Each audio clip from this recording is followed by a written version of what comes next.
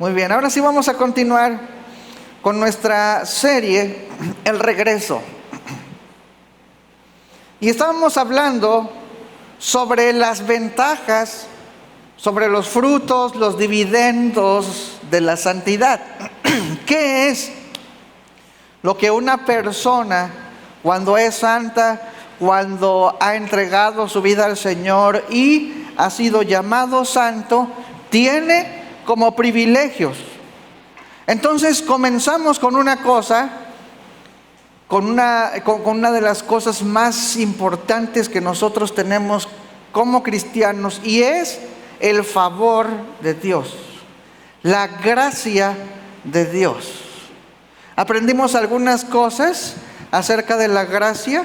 En primer lugar, que la gracia, hermano, no tiene parte junto con la culpa humana. No pueden existir las dos juntas, ¿verdad? La gracia y la culpa son como agua y aceite, hermano. Cuando el Señor nos limpió de nuestros pecados, dice la palabra que Él ya no se acuerda más de ellos, es que los aventó hasta el fondo del mar. Entonces, el llamado es a saber que la sangre del Señor Jesucristo es suficiente para cubrir cada uno de nuestros pecados, para perdonar y para restaurar. Y aún así vemos cómo el Señor llama después del perdón a vete y no peques más, ¿verdad?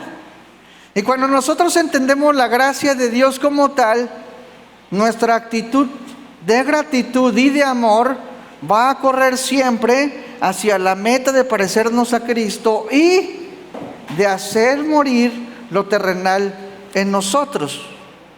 Pero la culpa ya no existe, hermano.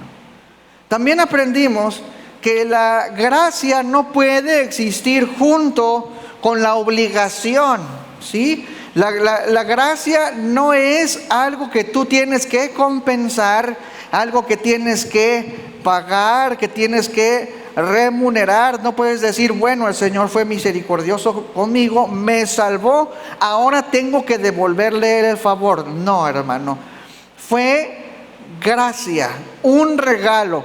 ¿Puedes devolver un regalo? A menos que tú digas, no me gusta, pero qué grosería sería esa, ¿no? Sería una grosería, ¿sabes qué? No, regálaselo a alguien más, esas cosas no me gustan. No, y además la gracia, ¿les gusta, hermanos, la gracia? ¿Nos gusta la gracia? Es el mejor regalo que hayas podido recibir en toda tu vida, hermano. Vimos que en Romanos 4 dice que la gracia no es gracia si se tiene que pagar. Que no vas tú y cuando el jefe te paga tu nómina y te da tu recibo para que lo firmes, no le dices, oh Señor jefe supremo misericordioso, gracias por este quincena que tú me das. ¿Verdad que no? No, por supuesto que no. Es más, si se le pasa un poquito de tiempo para pagarte, le dices, ¿y mi cheque dónde está? ¿No? Porque te lo debe. La gracia, hermano, se debe. La gracia no se debe. La gracia no es una nómina, no es una quincena, es un regalo.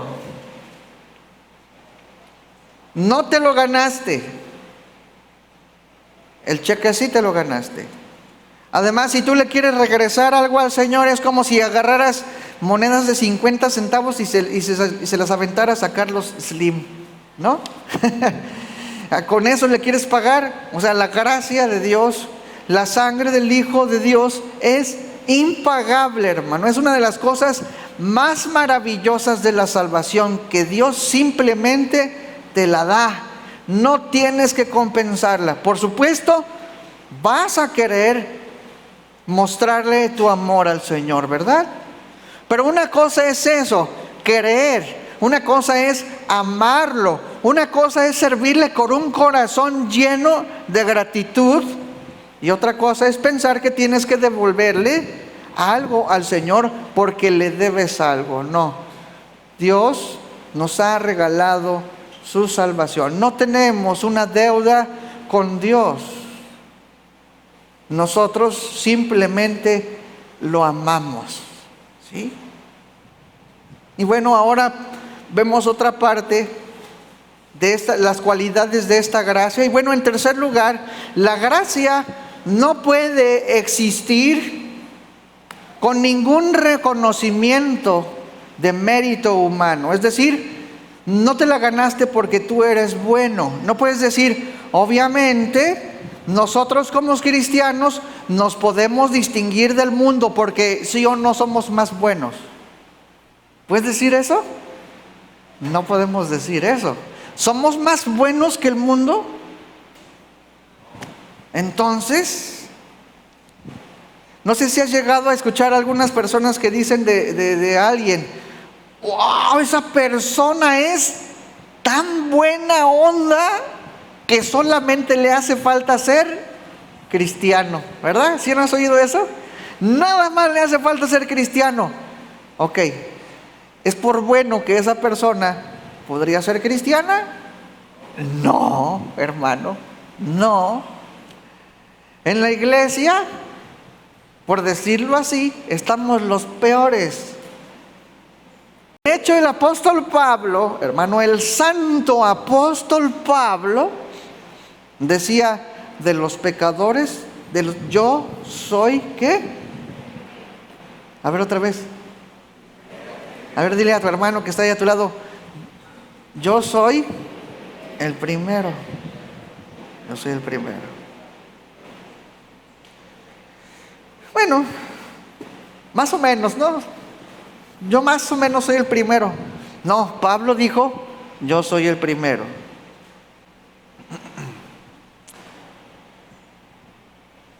Decía un predicador que fue muy atacado en su tiempo por su predicación en Londres, y los periódicos y gente le hacían caricaturas de él en desprecio. El hermano era gordito y todavía lo hacían más gordo, ¿no? Y luego, como los doctores le habían dicho que tenía que fumar tabaco, también le ponían un puro, ¿verdad? Digo, la medicina en esos tiempos estaba medio rara. La cosa es esta, que él decía, oye, si hacen una caricatura de ti, no te ofendas, porque todavía le hacen falta unos rayones más de negro para que se parezca. ¿Y cómo nos ofendemos, hermano, cuando hablan mal de nosotros, si nosotros sabemos perfectamente quiénes somos? ¿O no? Pero nos engañamos, nos damos una faceta de como que, bueno, ya soy más cristiano, soy más maduro. Y obviamente nuestro cristianismo siempre tiene que ir de madurez en madurez, victoria tras victoria, claro, por supuesto. Sin embargo, no somos mejores que los de afuera. Si piensas que el Señor te eligió porque eras mejor que los demás, entonces, hermano, estamos perdidos. Dice la palabra de Dios en Romanos 3:9. ¿Qué pues? ¿Somos nosotros mejores que ellos? En ninguna manera, pues ya hemos acusado a judíos y a gentiles que todos están bajo, ¿qué? Pecado. Sí.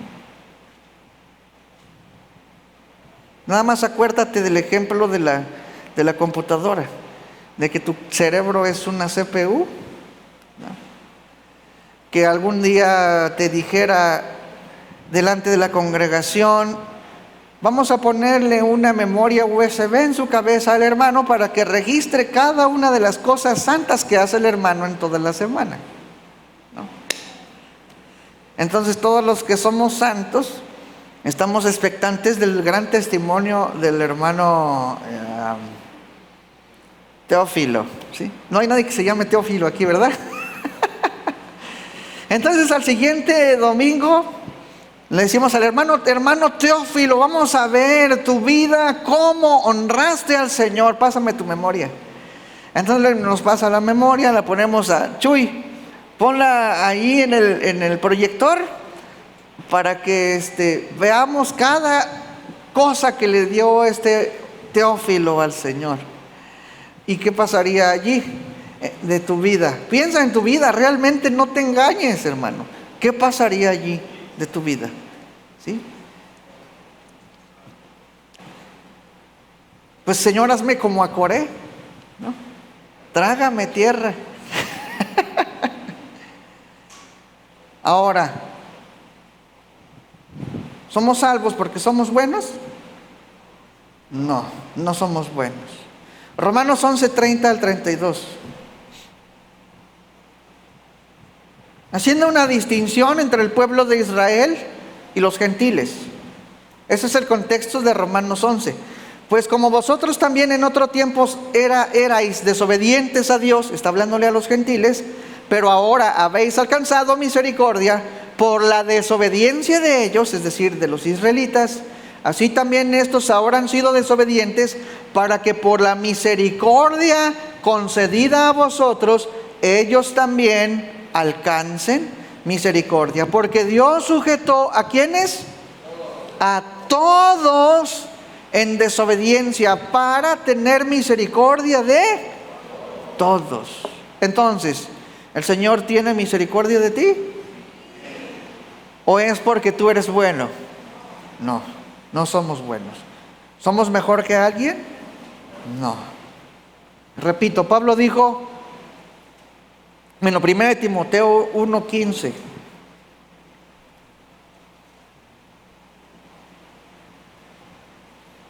Primera de Timoteo 1:15 dice, palabra fiel y digna de ser recibida de todos, que Cristo Jesús vino al mundo para salvar a los pecadores, de los cuales yo soy, ¿qué? El primero. A ver, dile otra vez a tu hermano, hermano, yo soy el primero. No merecías la salvación. La gracia es perdón gratuito y amoroso de Dios. Independientemente de todas las cosas que tú merezcas, ¿sí? Somos pecadores. Dice la palabra, no hay justo, ni aun uno, dice Romanos 3:10. No hay quien entienda, no hay quien busque a Dios. Y luego también ahí en el mismo capítulo 3 dice, veneno de áspides hay debajo de sus lenguas. Santiago también dice que la lengua, ¿no?, es un fuego que nadie puede frenar. Y también dice, todos ofendemos muchas veces, ¿sí? Entonces, por eso nosotros necesitábamos de la gracia de Dios. Pero no nos ganamos la salvación, ni nos la podemos ganar, ni tampoco la podemos mantener, hermano. Es la gracia de Dios antes, ahora y después.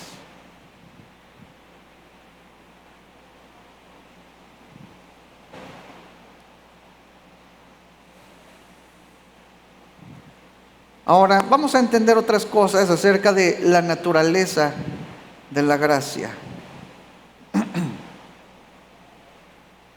Tenemos la gracia salvadora del Señor, pero tenemos la gracia del compañerismo.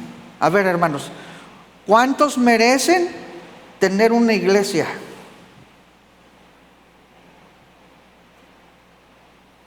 ¿No? ¿Sí? No merecemos tener una iglesia. ¿Cuántos tienen amigos? Hay de pocos amigos, muchos por aquí, ¿eh? ¿Cuántos tenemos amigos, hermano? Ahora, ¿mereces esos amigos? No. ¿Por qué? Porque yo soy pecador, ¿sabes? Y por pecador no merezco nada.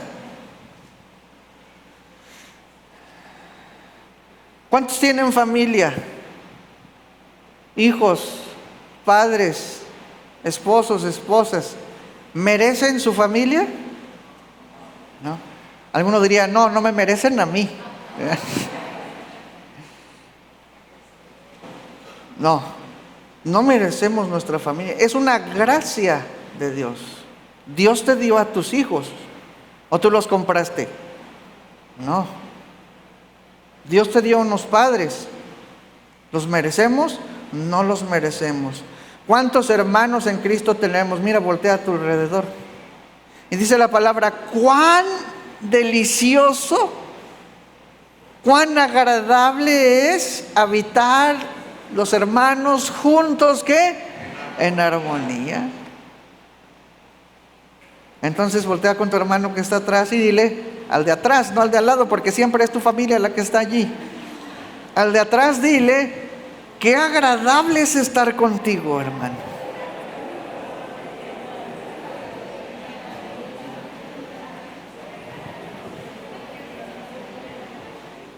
Y como el del anuncio del TAN, no se lo merece, ¿verdad? No lo merecemos, hermano. No lo merecemos. Pero es gracia de Dios. Es un regalo de Dios que nosotros tengamos un lugar en donde congregarnos y donde convivir y donde cantar todos juntos a nuestro Señor. Pero ¿por qué Dios nos dio esa gracia? Y hay al menos 3 motivos que yo les quiero compartir por qué Dios nos dio o para qué Dios nos dio la gracia. Bueno, número 1, para traer bendición a su pueblo.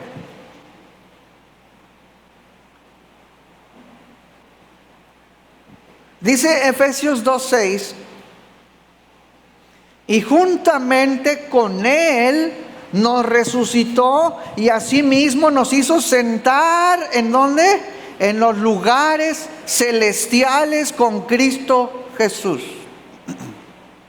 ¿Qué son los lugares celestiales, hermanos?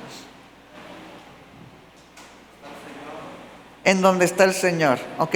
Y dice que nos hizo sentar en los lugares celestiales. ¿Y cómo es eso?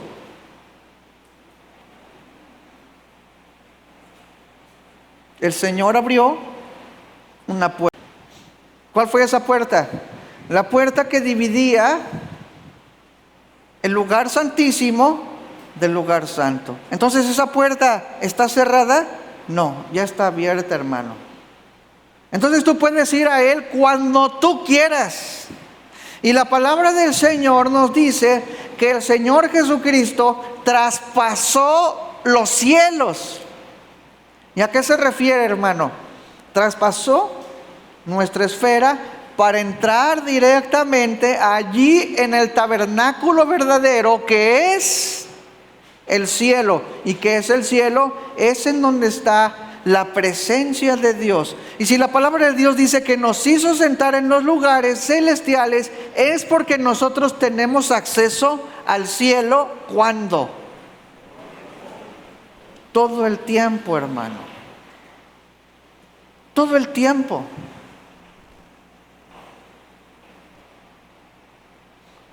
Por supuesto, la presencia especial de Dios no se puede manifestar en este mundo como tal, así para todo el mundo, porque existe el pecado. Pero a los hijos se nos ha dado el privilegio de entrar en su presencia cada momento que nosotros necesitemos, cada ocasión en la que te encuentres en necesidad, cada ocasión en la que te encuentras en desesperación, allí está el Señor, con la puerta abierta. El Señor Jesús abrió la puerta para nosotros, ¿sí? Entonces Él nos hizo sentar en los lugares celestiales con Cristo Jesús. Y luego el versículo 7, para mostrar en los siglos venideros, es decir, el tiempo futuro, para estar mostrando en el tiempo que sigue las abundantes riquezas de su gracia en bondad para con nosotros en Cristo Jesús. El Señor, hermano, nos bendice hoy. Y cumple su promesa. Porque ¿cuál fue la promesa del pacto que Dios le hizo a Abraham? ¿Se acuerdan? Te bendeciré y serás bendición para todas las familias y las naciones de la tierra. Esa es la promesa que se le ha dado a Abraham. Y esa es la promesa para el pueblo de Dios. Esa fue la promesa para el pueblo de Israel, aunque Israel no lo entendió. Esa sigue siendo la promesa para nosotros. Dios quería bendecirnos por medio de la fe. Dice Hebreos 11, 1 y 2. ¿Cuántos se acuerdan de Hebreos 11, 1? Ese debería ser uno de nuestros versos memorizados. Dice, es pues la fe, ¿qué? La certeza de lo que se espera, la convicción de lo que no se ve. ¿Qué es lo que no vemos? El cielo, ¿no? ¿Pero creemos? Sí. Dice el versículo 2, porque por ella alcanzaron buen testimonio los antiguos. Y antes que pensar que la fe es una cuestión mágica que viene así de repente, la fe es el resultado de haber sopesado una idea y confiar en ella cuando se cree, ¿verdad? Así que la fe del principio, cuando tú creíste en el Señor Jesucristo para ser salvo, es exactamente la misma fe que debería ser congruente para creer que el Hijo de Dios puede ayudarnos en nuestras dificultades. Si nosotros creemos lo imposible que es que por medio del Señor Jesucristo nosotros somos salvos y librados del pecado, del infierno, de la ira del Señor, entonces deberíamos creer que las promesas del Señor en la palabra son verdaderas. Dice Malaquías 3:10, trae todos los diezmos al alfolí y haya alimento en mi casa, probadme ahora en esto, dice Jehová de los ejércitos, si no os abriré las ventanas de los cielos y derramaré sobre vosotros bendición hasta que sobreabunde. Reprenderé también por vosotros al devorador, y no os destruirá el fruto de la tierra, ni vuestra vida en el campo será estéril, dice Jehová de los ejércitos, y todas las naciones os dirán, bienaventurados, porque seréis tierra deseable, dice Jehová de los ejércitos. Este versículo último es muy importante. Y todas las naciones os dirán que bienaventurados. Mira, cuando tú tienes fe para creer lo que el Señor te dice, tú eres bendecido o no. Y cuando tú eres bendecido, el mundo lo puede ver. Y cuando el mundo lo puede ver, el mundo es bendecido por ti. Ese ha sido el propósito de la iglesia desde el principio. Y si no, escucha la serie que terminamos los jueves. Esa es la promesa del Señor. Y si la palabra del Señor dice, buscad primeramente el reino de Dios y su justicia, dice, y todas estas cosas os serán añadidas. ¿Qué es lo que está diciendo el verso? Que si tú tienes fe, como tuviste fe para creer lo imposible, que era que tú fueras salvo, puedes creer que buscando el reino de Dios y su justicia, todas las demás cosas serán añadidas. Cuando tú no confías en Dios, hermano, estás haciendo de hecho lo que los gentiles hacen, según dice Mateo 6:32. Porque los gentiles buscan todas estas cosas. Y el contexto de eso dice comida, vestido, etcétera. Las cosas básicas. ¿Quién busca esas cosas, hermano? ¿Qué es lo que dice el versículo 32 de Mateo 6? Quiero que lo digas conmigo. Mateo 6:32. Porque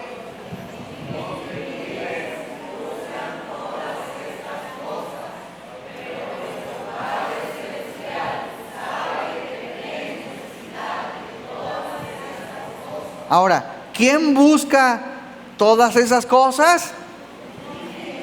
Otra vez. ¿Qué es lo que buscan? El contexto ni siquiera dice grandes riquezas, ¿eh? ¿Dice eso? Ahora, entonces, ¿qué es buscar el reino del Dios? ¿Qué es buscar el reino de Dios, hermano? Y su justicia. Porque entonces nos estamos perdiendo algo allí. Si la palabra de Dios dice que busque eso y que el Señor me va a añadir esas cosas, que el Señor me las puede dar porque Él es dueño de todo. Entonces, ¿qué significa buscar el reino de Dios? Conocer su palabra y hacer su palabra. Así es, hermano. Venga tu reino, hágase tu voluntad, así como en el cielo se hace tu voluntad, también en la tierra se haga tu voluntad. ¿Y cuál es la voluntad de Dios en el cielo? La obediencia, hermano. Si somos obedientes a la palabra, el Señor nos va a añadir todas esas cosas. ¿Lo creemos? ¿O somos como los gentiles? No. Digan no también. Ahí está. Entonces, hermano, la gracia, primero, para traer bendición a nosotros como hijos de Dios. Segundo, Dios nos salva por su gracia para producir buenas obras. Para producir buenas obras. Producir buenas obras también es parte de la gracia de Dios. Dice la palabra, Él pone el querer como el hacer. ¿Qué? La voluntad de Dios. Hacer obras. ¿Sí? Miren, repito. ¿Hacemos obras para ser salvos? No. ¿Por qué hacemos obras? Por la gracia de Dios. Porque las obras son la evidencia de nuestro cristianismo, del nuevo nacimiento, de que tenemos realmente el Espíritu de Dios en nosotros, y nuestras obras, hermanos, son producto del Espíritu. Porque Dios había determinado y porque Dios deseó que así fuera, que nosotros, hermanos, fuéramos un pueblo que hace obras. Dice Tito 2:14, que se dio a sí mismo por nosotros para redimirnos de toda iniquidad y limpiar para sí un pueblo propio. Y luego dice, celoso de buenas obras. ¿Sabes lo que es celoso de buenas obras? ¿Qué es celoso de buenas obras, hermano? Celoso, en principio, la palabra en el original habla de un ardor. A lo mejor ahorita la palabra celoso se oye como de que tiene celos de alguien, ¿no? Pero no, eso es en el español antiguo. Pero celoso o en el original quiere hablar de fervoroso, con fuego adentro. Fuego adentro por buenas obras, hermano. Entonces los cristianos, en la gracia del Señor, si estamos viviendo en la gracia del Señor, entonces somos un pueblo que se nos queman las, ¿cómo dicen? Las habas por hacer algo bueno. ¿Y a qué se refiere con buenas obras, hermano? Porque, bueno, a veces reducimos las buenas obras en un buen comportamiento. Buenas obras es ver por las necesidades de los demás. Buenas obras es ir a la gente y hablarles del Señor Jesucristo. Buenas obras es ir y orar por los que están enfermos, no importa si no son cristianos. Hay muchos que dicen, no, ¿por qué oras? No, la oración para la sanidad es nada más para los de aquí. ¿Tú crees eso? Pero cuando el Señor dice que vio a las multitudes como ovejas que no tenían pastor, dice que Él tuvo compasión de ellas. ¿Y qué dice? Y enseñó a muchos y sanó a muchos enfermos. ¿De dónde? Pues de afuera, hermano. Eso es operar en las obras que el Señor nos ha dado. La gracia de Dios que nos da para manifestar que Dios quiere el bien para el mundo también. ¿Verdad? Dice ahí en mismo Tito, capítulo 3, versículo 8, palabra fiel. Cuando dice palabra fiel es ciertamente, no hay duda, confiable en lo que estoy escribiendo. Dice, y estas cosas quiero que afirmes, para que los que creen a Dios procuren gobernarse como en buenas obras. ¿Cuántos habían leído esto, hermano? Estas cosas son buenas y útiles ¿a quién? ¿Cuáles hombres? Sí, a todos.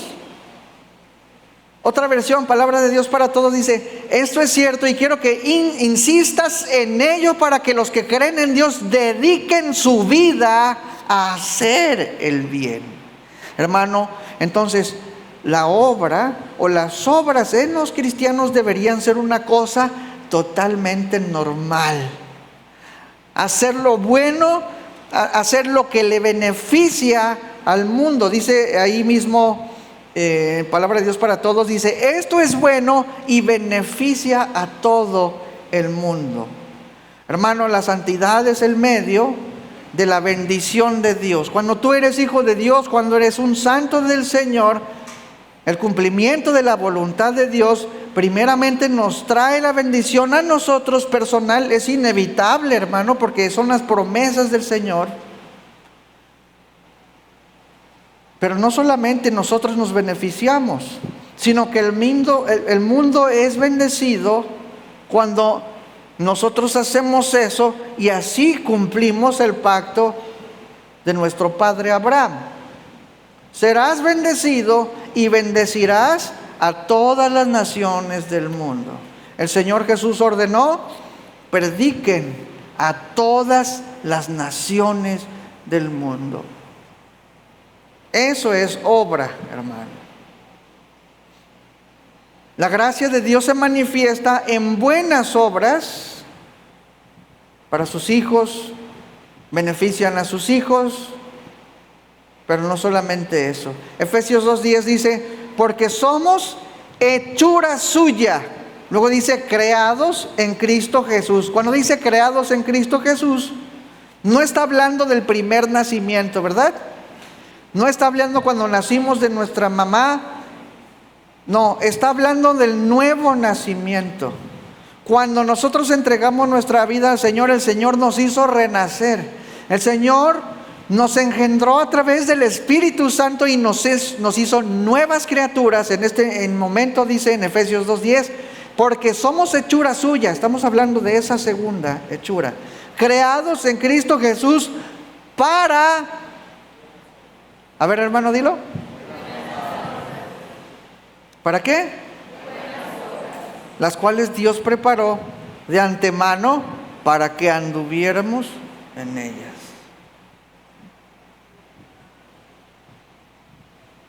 Todavía hay gente en este mundo que dice, ¿cuál es tu buena obra del día? ¿O no? ¿Recuerdan? O ya hice mi buena obra del día. Y nosotros podemos decir, ay, no te pases, ¿qué onda con eso, no? Ay, sí, ya hice mi obra del día. Así como, pues lo pensamos en el sentido de que, bueno, pues ya te estás cada vez más cerca del cielo, ¿no?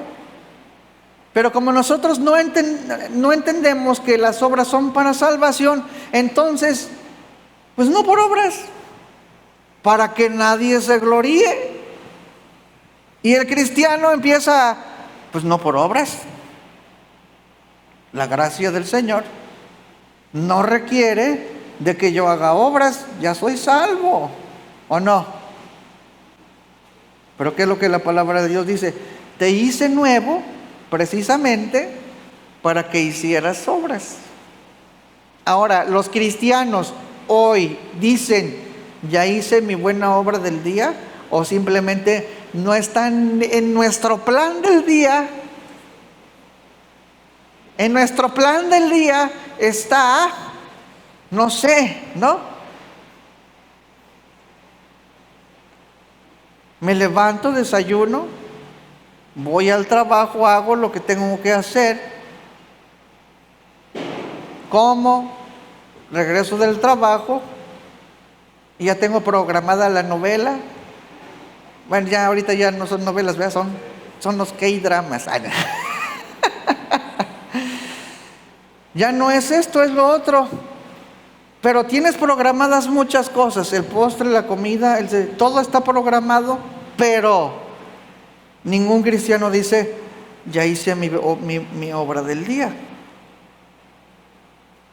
Si tú piensas, hermano, en cuántas buenas obras haces en el día, dime cuántas haces. ¿Cuántos hacen una obra al día? A lo mejor no somos conscientes, ponle, ¿no? Pero piensa. Una obra al día. Bueno, vamos a ponerle como cristianos que dice, pues somos dedicados a eso. Nacimos de nuevo para nuevas obras, para buenas obras. Bueno, deberíamos tener unas 20 obras al día. ¿Quién tiene 20 obras al día? 19. Porque 20 es mucho. 19, pues 18, 17, 10, 5, 2, 1. Hasta ya sonó. Una obra.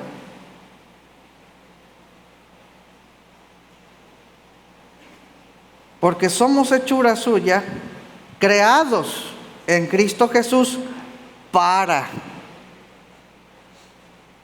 eso, hermano, para buenas obras, las cuales Dios preparó de antemano para que anduviésemos en ellas. Es decir, ahí están las obras, nada más no las agarramos nosotros. La mies está madura. El campo, el trigo se está cayendo, se está pudriendo. Hacen falta obreros en la mies.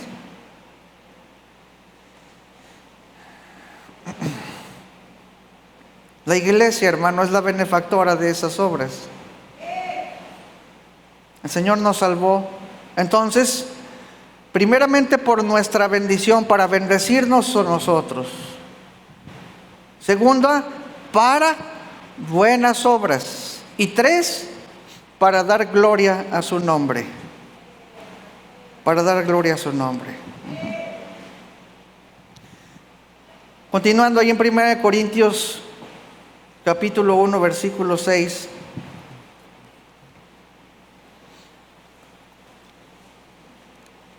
Dice, así como el testimonio de Cristo ha sido confirmado en vosotros. Bueno, el testimonio de Cristo es parte de esa gracia, ¿sí?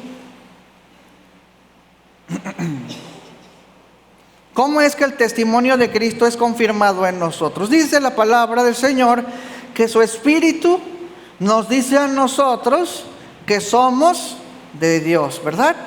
Ok. Pero una cosa es que el Espíritu nos diga a nosotros que nosotros somos de Dios, y otra cosa es que ese testimonio sea confirmado en nosotros, ¿sí? Según lo dice aquí el versículo 6, así como el testimonio de Cristo ha sido confirmado en nosotros. ¿A qué se refiere? Eso es una cosa que no se entiende tan fácilmente.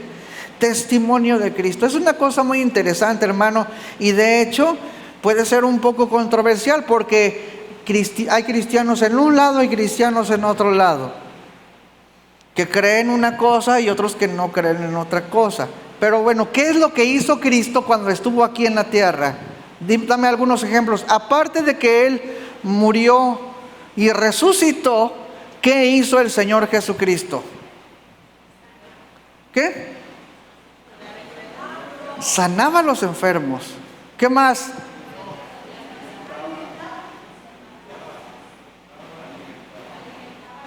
Alimentaba a la gente. Veía por sus necesidades, veía por los pobres. ¿Qué más?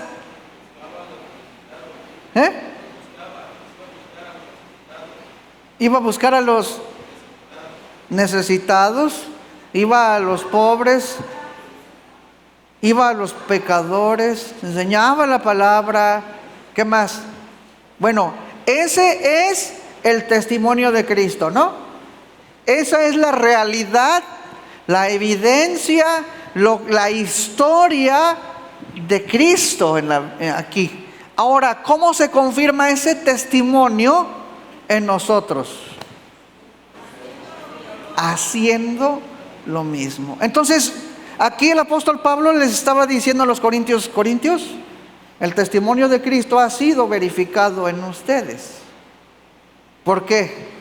Porque seguramente los corintios estaban haciendo lo que Cristo hizo cuando estuvo aquí en la tierra. Y eso es parte, hermano, de la gracia.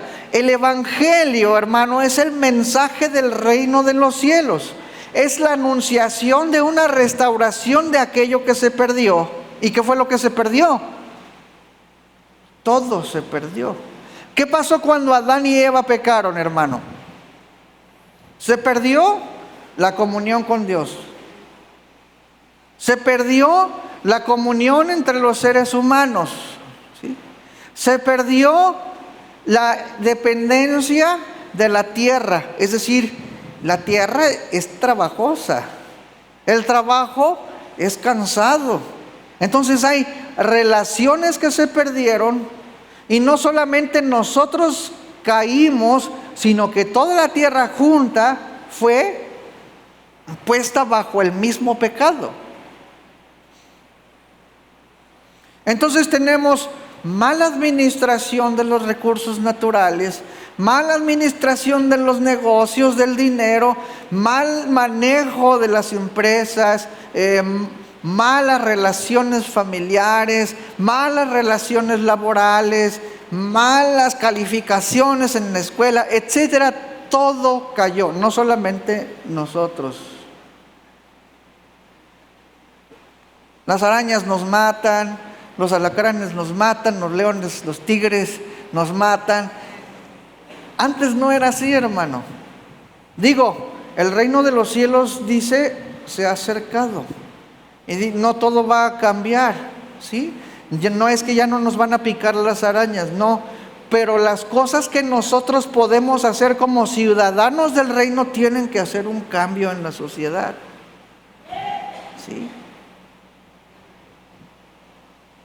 El testimonio de Cristo, hermano, ¿qué fue lo que hizo Cristo? ¿No fue una revolución en donde Él estuvo?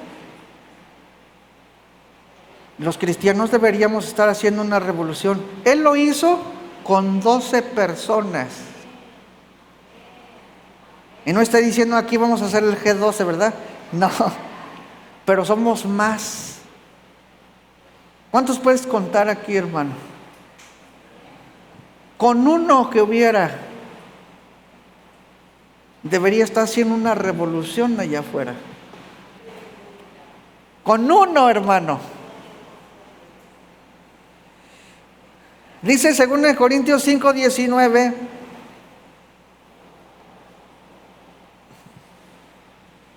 En su testimonio,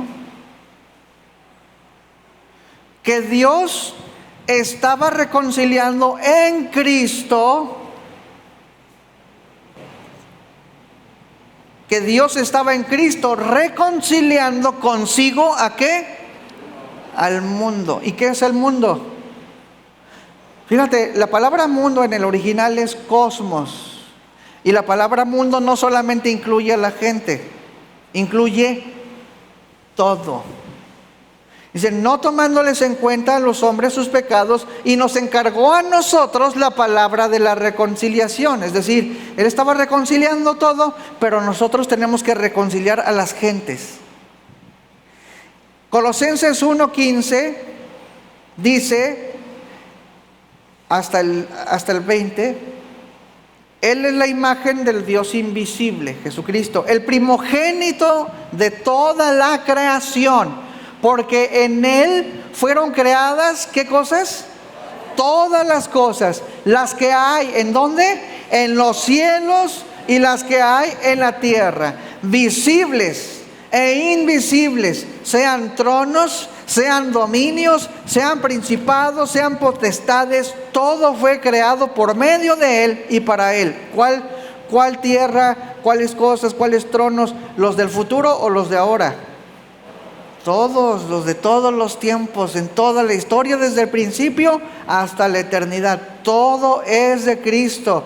Y dice el versículo 17, y Él es antes de todas las cosas, y todas las cosas en Él subsisten. Es decir, Él sostiene el universo entero, la creación, las potestades, lo creado aquí en la tierra con sus gentes y con todo lo que existe, árboles, animales, etcétera, etcétera. Todas las cosas subsisten por Él. Y luego dice el versículo 18, y Él es la cabeza del cuerpo, que es la iglesia. Aparte de que es cabeza de todo, es cabeza de la iglesia. Él, que es el principio, el primogénito de entre los muertos, para que en todo tenga la preeminencia. Es decir, Cristo está sobre absolutamente todo. Por cuanto agradó al Padre que en Él habitase toda plenitud. Y luego dice el versículo 20, y por medio de Él reconciliar consigo, ¿qué cosas? Todas las cosas. ¿Solamente a mí? ¿Con Él? No. Dice, así las que están en la tierra, lo vuelve a decir, como las que están en los cielos, haciendo la paz mediante la sangre de su cruz. Entonces, la sangre de Cristo solamente sirvió para redimirme a mí como persona. No, hermano.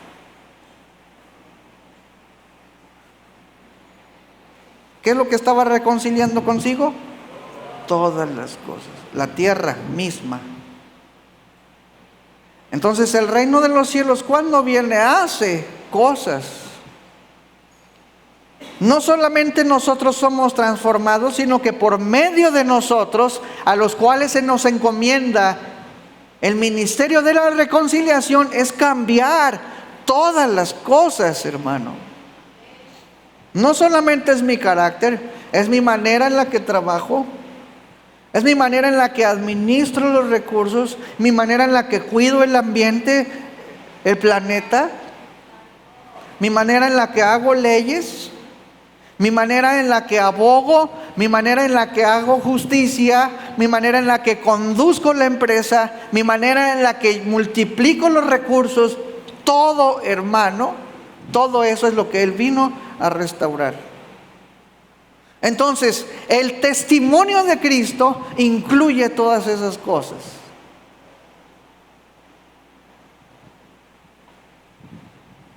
Un cambio, hermano, en absolutamente todas las cosas que hacemos.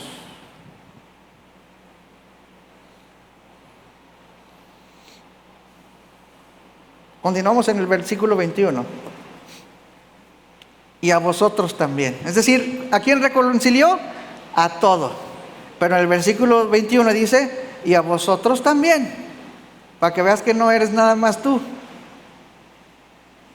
Toda la creación. Y a vosotros también, que erais en otro tiempo extraños y enemigos en vuestra mente, haciendo malas obras, ahora os ha reconciliado. Es decir, tienes que hacer buenas obras en su cuerpo de carne por medio de la muerte, para presentaros santos y sin mancha y irreprensibles delante de Él, si en verdad permanecéis fundados y firmes en la fe, y sin moveros de la esperanza del evangelio que habéis oído, el cual se predica ¿en qué? En toda la creación. que está debajo del cielo, porque nosotros podemos hacer algo en el cielo, allá en los planetas y eso, no, ¿verdad? Pero en donde estamos, aquí, hermano, influimos sobre todas las esferas de nuestra vida, no solamente en mi persona, y se predica en toda la creación, del cual yo, Pablo, fui hecho ministro. Hermano, eso es una maravilla. El testimonio, la manifestación de Cristo por medio de la iglesia a través de sus propias obras. El evangelio no solamente se predica hablando, se predica haciendo, se predica demostrando. Eso es testimonio. Testimonio es demostrar. ¿Demostrar que me comporto bien? Sí, claro que sí. Pero tú puedes decir portarte bien, no decir groserías, no tomar, no fumar y ser bien tranza en el trabajo, ¿verdad? O que haces las cosas a medias. No, yo soy bien santo. Y es más, me la paso leyendo la Biblia en la iglesia, en el trabajo. Y pues es que primero es eso, ¿no? Y pierdes tiempo haciendo eso. No terminan las cosas, hermano. Da más testimonio que termines y hagas las cosas excelentemente a que te la pases leyendo 5 horas en el trabajo. Eso es el testimonio de Cristo. Hermano, ¿tú cómo crees que Cristo fue cuando hizo carpintería? Ahí se va. Imagínate tú nada más cómo el Señor Jesús trabajó.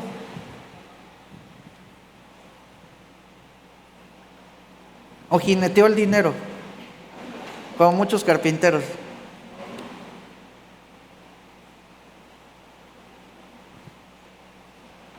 Testimonio de Cristo, 1 Corintios 2:4.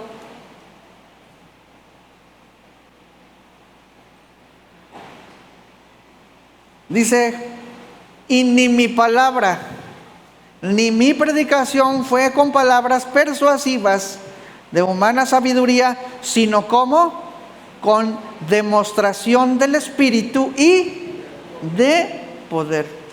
¿Qué significa eso? No, eso significa que la palabra de Dios es poderosa. Sí, es cierto. Es cierto. Sin embargo, ¿está diciendo eso? Ni mi palabra ni mi predicación fue con palabras persuasivas de humana sabiduría, sino con demostración del Espíritu y de poder. ¿Qué es eso? Y aquí es en donde entra lo controversial, por decirlo así, porque hay algunos cristianos que creen que eso fue de los apóstoles, que las sanidades, que los milagros, eso fue de los apóstoles. Ahí párale.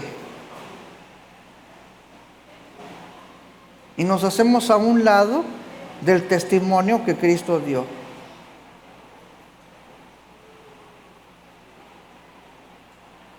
¿Cuántos aquí tienen don de sanidad? Levante su mano. Ok. ¿Cuántos están orando por los enfermos en el mundo?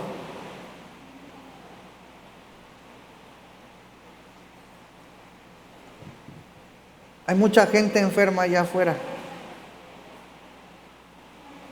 Y la gente necesita ver el testimonio de Cristo en ti. ¿Cuántos han levantado un muerto? Bueno, eso es más difícil, ¿no? Pero la gran mayoría de personas está, pues, a ver dónde se levanta un don de sanidad. Pero nunca piensas que puede ser tú. ¿Y cómo me voy a dar cuenta de que alguien se sana? ¿Telepáticamente? ¿Cómo? Orando por las personas, hermano. ¿Cuál fue la última persona por la que oraste en esta semana fuera de la iglesia? ¿Cuál fue la última persona por la que oraste fuera de la iglesia? Por sanidad. ¿Qué estamos haciendo, hermano?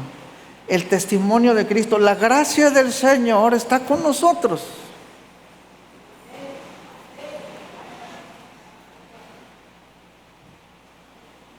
Primera de Corintios 4:20 dice, porque el reino de Dios no consiste en palabras, así como venían los judaizantes con toda la parafernalia soberbia, con su teología y su certificado de quién sabe qué, sus cartas de los apóstoles, pero no tenían el poder del Espíritu. Primera de Corintios 4:20 dice, porque el reino de Dios no consiste en palabras, sino en ¿qué? Poder. Ahora, hermano, esto se puede oír como un regaño, pero no lo es. ¿Cuántos saben que tenemos la gracia de Dios? Entonces, tenemos lo necesario. Tenemos, hermano, al Espíritu Santo. Somos esas nuevas criaturas que fuimos creados para las buenas obras. ¿Las hacemos? No sé. ¿Las tenemos que hacer? ¿Las vamos a hacer? Ok. Tenemos la gracia de Dios. Tenemos la bendición de Dios. Tenemos el poder de Dios. Eso es una realidad, hermano. Lo tenemos. Ahora, ¿lo vamos a utilizar para bendecir a la gente? ¿Cuántos quieren bendecir al mundo? ¿Cuántos dicen, pues es que yo no sé qué tengo? Pues nada más, hermano, tienes que saber que lo tienes. Porque la gracia del Señor es la que nos da eso.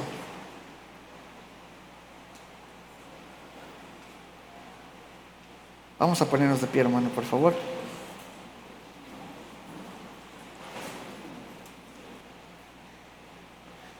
Hermanos que levantaron la mano para sanidad, por favor, pasen aquí conmigo.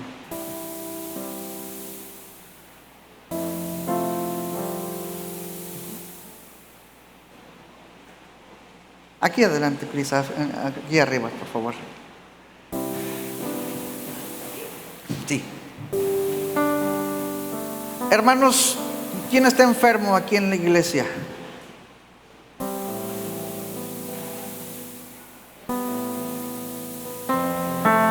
¿Puedes levantar tu mano? ¿Alguien que esté enfermo? Hermanos, por favor, pasa. Mis hermanos van a voltear hacia allá, ustedes. Ajá. Pásate para acá, hermano.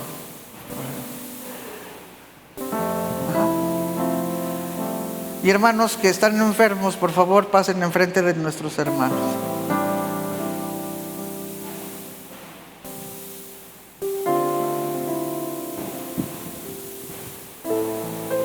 ¿Alguien más está enfermo? ¿Alguien necesita sanidad en su corazón? Que tenga un dolor en el corazón, aflicción en el corazón.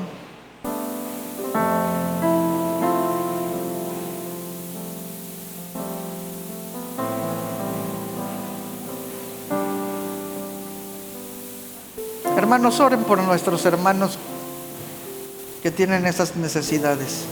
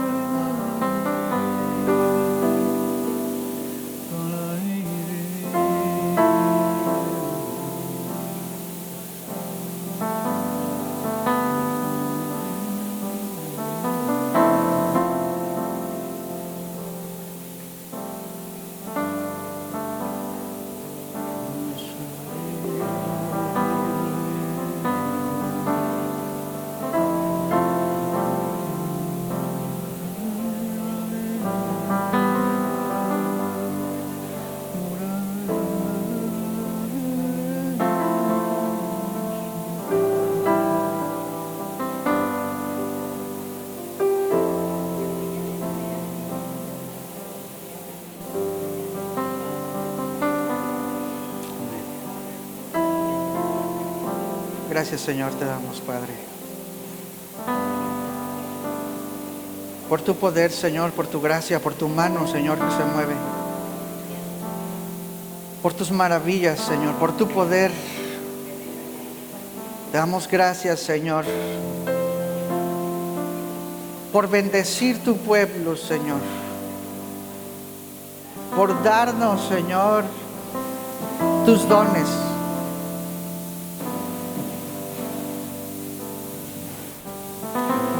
Hermano, ¿tú quieres ser usado por el Señor? Un don que persigas.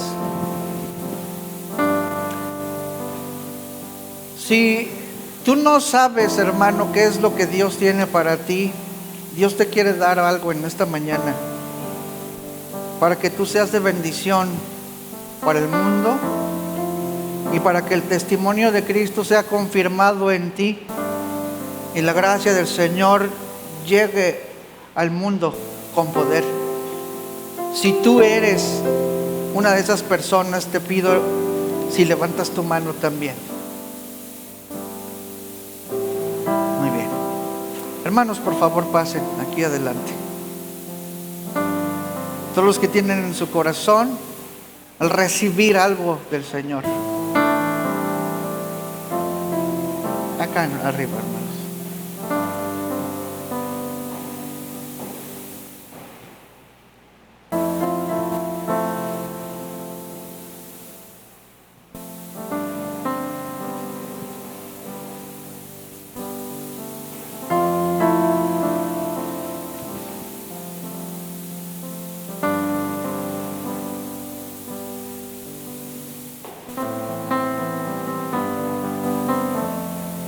Me da gusto ver jóvenes aquí.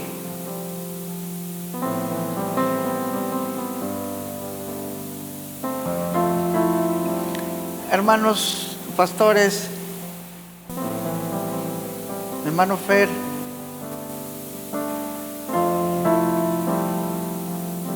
Mire, Pancho, Susi, por favor.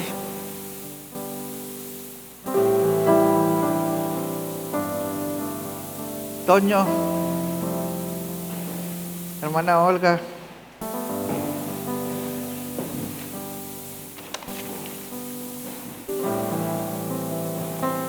pongan las manos sobre ellos, hermano.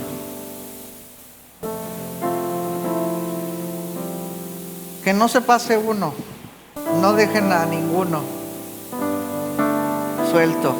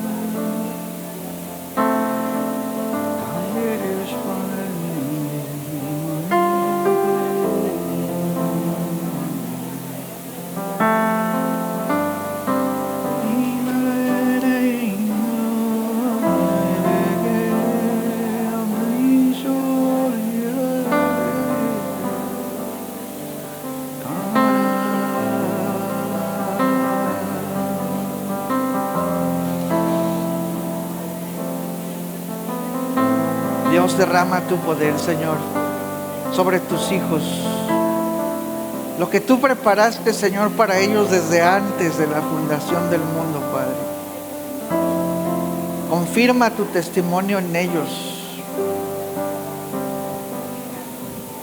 Que sean bendición para el mundo, bendición para tu iglesia, Señor, para edificación de tu cuerpo.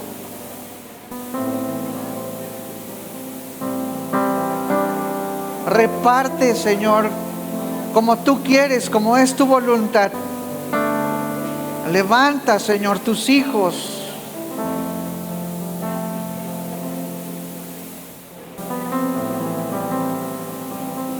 Gracias, Padre. Gracias, Señor.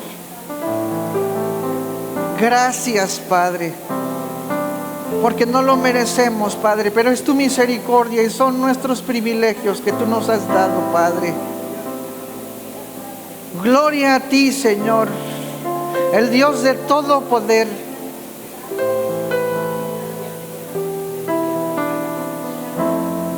Gloria a ti, Señor, que tu nombre, Señor, sea exaltado a través de ellos, Señor.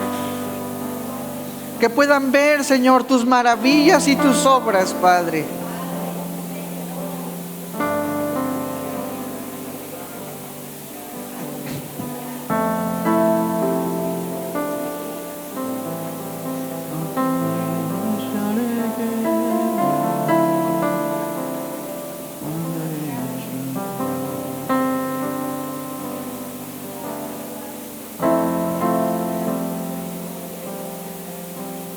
Y si alguien tiene profecía también en esta mañana,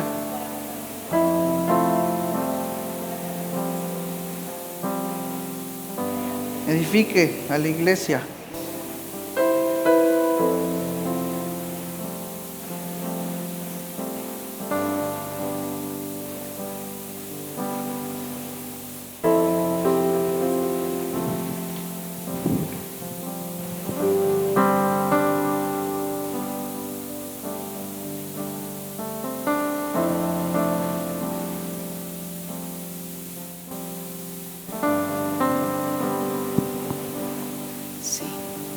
Te damos gracias, Señor, por lo que tú has derramado, Señor, en cada uno de tus hijos, porque sabemos que tú eres un Dios fiel que está vivo y presente, y que tú equipas a tu iglesia, mi Dios, para que podamos hacer y establecer tu reino en este mundo, Señor, cada vez más caído y corrupto, pero que tus hijos, Señor, vayan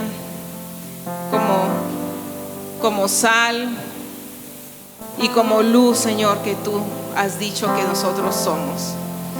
Y yo te pido, Señor, que tu pueblo sea valiente y que sea esforzado.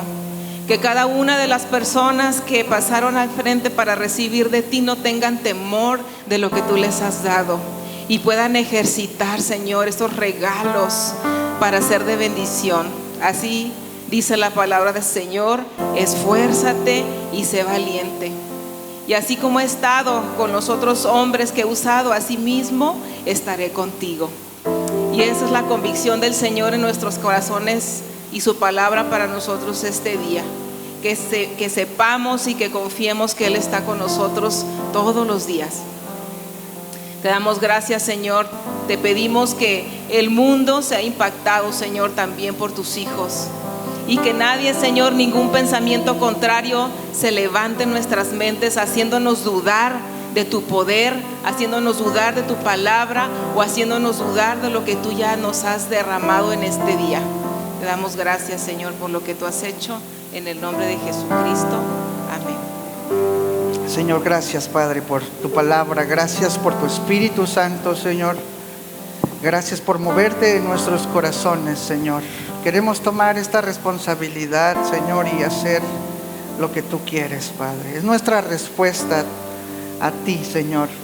Aquí está tu pueblo, Señor, aquí están tus hijos. Guárdalos, Señor, en tu gracia, Señor. Danos siempre tu favor, Señor, hasta el fin de nuestros días. Te bendecimos en el nombre de Cristo Jesús.